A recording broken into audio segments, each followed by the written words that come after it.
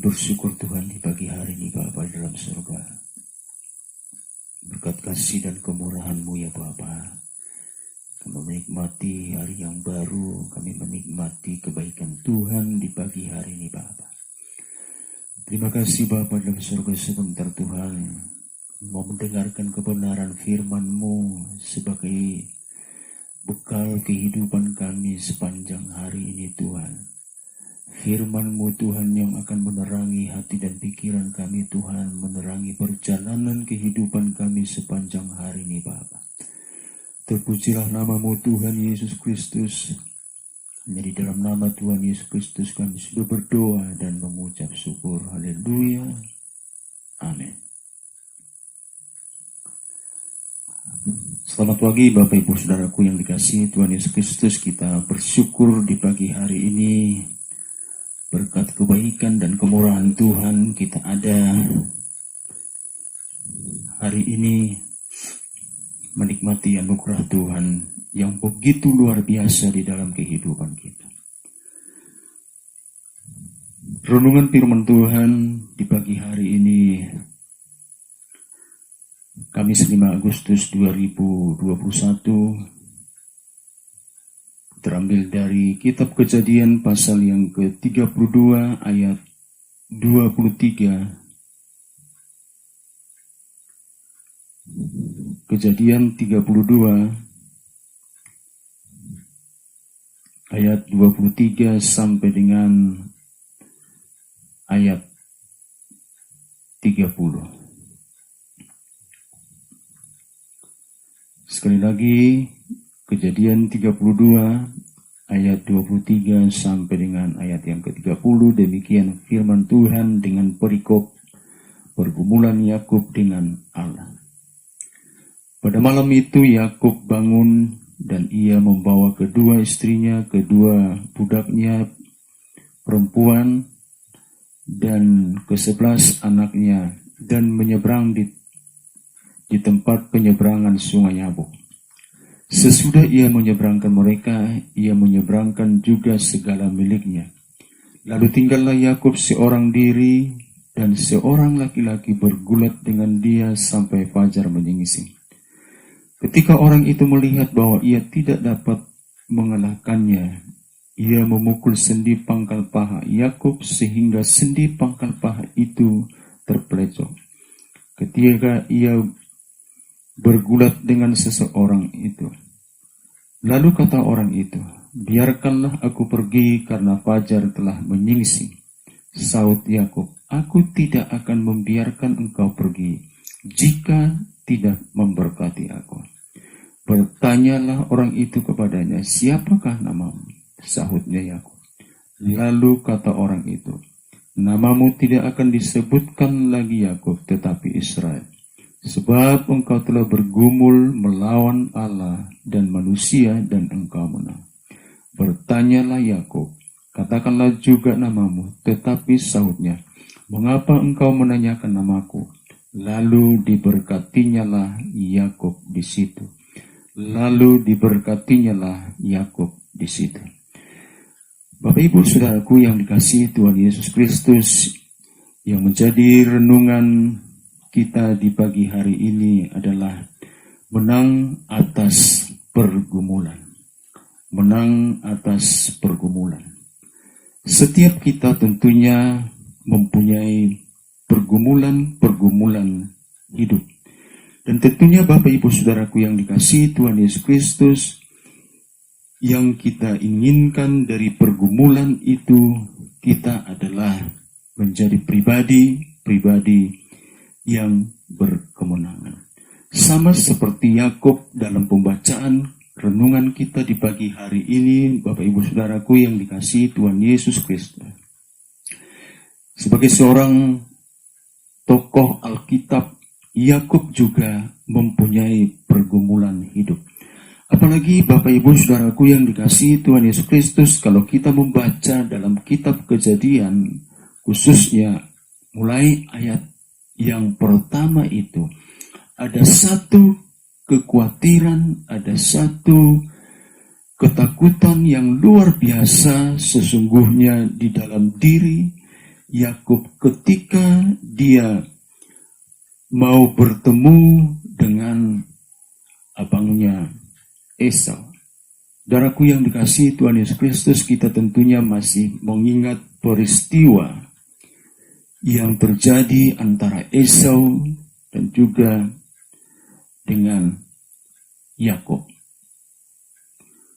Kita tahu Bapak Ibu Saudaraku yang dikasihi Tuhan Yesus Kristus, dua kali Yakub menipu abangnya Esau.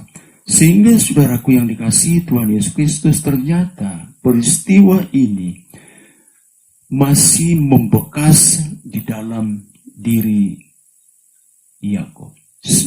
Walaupun Yakub ketika menipu abangnya itu, dia lari dari Esau, dan dia berpikir bahwa dengan dia lari dari abangnya Esau, maka persoalannya sudah selesai. Ternyata Bapak Ibu Saudaraku yang dikasihi Tuhan Yesus Kristus, itu masih membekas di dalam diri Yakub, sehingga dikatakan kebenaran firman Tuhan, ada ketakutan, ada kekhawatiran dalam diri Yakub ketika dia ingin bertemu dengan Esau. Tetapi hal yang luar biasa, saudaraku yang dikasihi Tuhan Yesus Kristus, Yakub mampu mengalahkan segala apa yang ada di dalam dirinya, ketakutan yang begitu luar biasa yang ada di dalam dirinya. Yakub mampu keluar dari ketakutan tersebut. Nah, apa yang dilakukan oleh Yakub sehingga ia memperoleh kemenangan, sehingga ia bergumul dan menang atas pergumulan tersebut? Yang pertama, Bapak Ibu Saudaraku yang dikasihi Tuhan Yesus Kristus, hal yang dilakukan oleh Yakub sehingga ia memperoleh kemenangan lepas kemenangan. Yang pertama, Yakub menyediakan waktu khusus buat Tuhan. Sekali lagi, Yakub menyediakan waktu khusus untuk Tuhan.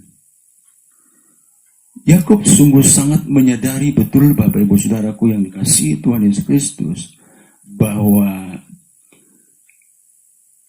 membangun hubungan dengan Tuhan itu sesuatu hal yang penting di dalam kehidupannya. Sehingga saudaraku, di dalam pembacaan kita tadi, mulai dari ayat 22 sampai dengan 23 dikatakan di situ, pada malam itu Yakub bangun dan ia membawa kedua istrinya, kedua budaknya perempuan dan ke-11 anaknya, dan menyeberang di tempat penyeberangan sungai Yabok. Sesudah ia menyeberangkan mereka, ia menyeberangkan juga segala miliknya. Perhatikan ini baik-baik, Bapak Ibu Saudaraku yang dikasihi Tuhan Yesus Kristus. Yakub mengatakan menyeberangkan istrinya, menyeberangkan budaknya, menyeberangkan anak-anaknya, bahkan juga menyeberangkan semua harta bendanya, termasuk juga orang-orang yang mengikuti dia. Lalu dia bergumul seorang diri bersama-sama dengan Tuhan. Artinya Bapak Ibu Saudaraku yang dikasihi Tuhan Yesus Kristus, di dalam pergumulannya dia mau menyediakan waktu secara khusus kepada Tuhan. Dan memang Bapak Ibu Saudaraku yang dikasihi Tuhan Yesus Kristus, kalau kita lihat juga dalam perjalanan Yesus Kristus di dalam kehidupannya, selalu dia menyediakan waktu-waktu khusus secara pribadi kepada Tuhan untuk berdoa kepada Tuhan Yesus Kristus. Lalu yang kedua, Bapak Ibu Saudaraku yang dikasihi Tuhan Yesus Kristus, dikatakan juga di situ saudaraku bahwa Yakub berani bayar harga. Ya, dikatakan di dalam ayatnya yang ke-24, lalu tinggallah Yakub seorang diri dan seorang laki-laki bergulat dengan dia sampai fajar menyingsing. Ketika orang itu melihat bahwa ia tidak dapat mengalahkannya, ia memukul sendi pangkal paha Yakub sehingga sendi pangkal paha itu terpelecok ketika ia bergulat dengan orang itu. Ada harga yang harus dibayar oleh Yakub untuk memenangkan sebuah pergumulan tersebut. Lalu Bapak Ibu Saudaraku yang dikasihi Tuhan Yesus Kristus, dikatakan juga di situ bahwa Yakub bergumul dengan Tuhan di sungai Yakub, untuk memenangkan sebuah pertarungan. Menang atas pergumulannya, Yakub harus berani bayar harga. Sampai-sampai sendi pangkal paha Yakub terpelecok. Hal ini membuat Yakub menjadi pincang. Ini harga yang harus dibayar oleh Yakub. Saudaraku yang dikasihi Tuhan Yesus Kristus, kekristenan bukan hanya sekedar yang penting percaya. Kekristenan bukan hanya sekedar yang penting saya sudah diselamatkan. Memang benar bahwa keselamatan itu hanya oleh anugerah Allah semata. Tidak sedikit pun andil manusia di dalamnya. Tetapi perjalanan, pengalaman kerohanian kita tidak sampai di situ. Ada proses demi proses yang kita alami. Jadi, ketika kita percaya kepada Yesus, bukan berarti hidup kita tidak ada persoalan lagi. Segala sesuatu menjadi gampang seperti yang dilontarkan oleh teologi kemakmuran ataupun kesuksesan. Mengajarkan bahwa kemakmuran dan sukses, kaya, berhasil, dan sehat sempurna adalah tanda-tanda eksternal dari Allah untuk orang-orang yang dikasihinya. Yesus tak pernah memberikan garansi kalau hidup murid-muridnya ataupun orang percaya luput dari persoalan hidup, luput dari penderitaan. Bahkan Yesus berkata bahwa kita ditempatkan seperti domba di tengah-tengah serigala. Yesus juga berkata, setiap orang yang mengikut aku, ia harus menyangkal diri, memikul salib. Lukas 9 ayat 23. Lalu yang ketiga, Bapak Ibu Saudaraku yang dikasihi Tuhan Yesus Kristus, bagaimana Yakub menang atas pergumulan yang sedang dialami. Tidak gampang menyerah. Kalimat aku tidak akan membiarkan engkau pergi jika engkau tidak memberkati aku. Ayat yang ke-26. Sendi pangkal paha Yakub yang terpelecok itu, permintaan laki-laki yang bergulat dengan dia supaya mengizinkan ia pergi, tidak serta-merta membuat semangat Yakub surut. Artinya apa? Yakub adalah pribadi yang tidak gampang menyerah. Saudaraku yang dikasihi Tuhan Yesus Kristus, Paul G. Stoltz mengumpamakan kehidupan ini dijalani sebagai gunung yang harus didaki. Dan berdasarkan pendakian yang dilakukan, dapat dibedakan 3 tipe manusia. Nah, yang pertama, manusia quitter, yakni orang-orang yang cepat menyerah dalam menghadapi persoalan. Tipe yang kedua, tipe manusia camper, yaitu orang-orang yang berjuang setengah-setengah, separuh jalan. Tipe manusia yang ketiga adalah tipe manusia climber, yakni orang-orang yang tidak pernah menyerah dalam berjuang. Yakub adalah pribadi yang tidak gampang menyerah.